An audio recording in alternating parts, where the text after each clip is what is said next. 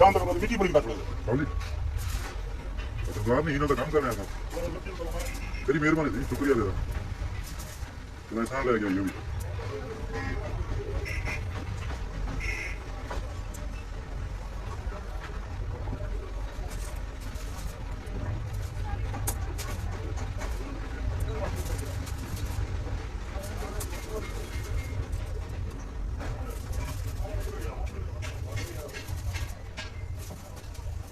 साढ़े नहीं लगता किधर साढ़े ਸਭ ਕੋਲ